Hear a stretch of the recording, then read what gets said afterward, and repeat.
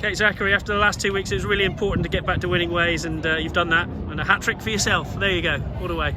Yeah, it's always great to play Wasps. They're a really tough contender. We appreciate them coming down here and putting on a good match.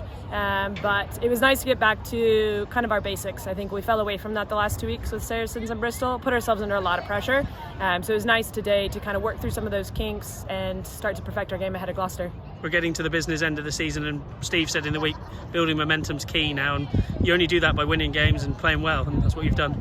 Yeah, it was great to see a couple different people in different positions, seeing some different combinations and starting to work through those little bits and pieces again. It's about momentum, but it's also about learning to play off of each other, and that doesn't stop at the end of season. We have to keep that up. We have to keep momentum and continuity building. So really exceptional way to go today, and seeing people like Brooke slot to 15, Mari getting on the pitch for Chiefs and things like that. So it's good to see those people in the mix. Kate Zackary at 11 and kicking a ball. What's going on there? We'll just wait to see what the review says on Monday. But just looking ahead to the next few weeks, the business end is coming, and it's getting exciting. But even though you lost the last couple of weeks, Steve and Susie have both been saying no panic buttons have been pressed. It's just carry on, Chiefs way, we'll be all right.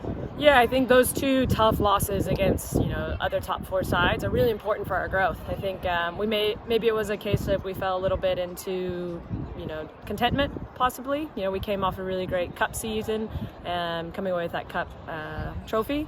And so I think there's just a few things that I think we just got a little bit too secure in, and it's nice because you need to be able to keep playing heads up rugby, and I think we fell away from that. And so these next few weeks, there's no panic. It's just continue to remember that we're a really creative team who has structure when we need it, but we can also make magic happen if we want. And you talked about getting game minutes into some key players. You can't go into the playoffs undercooked and players not playing. So key times for Brooke, for Mari, for Robin Wilkins. There's loads out there today that could say that, couldn't they?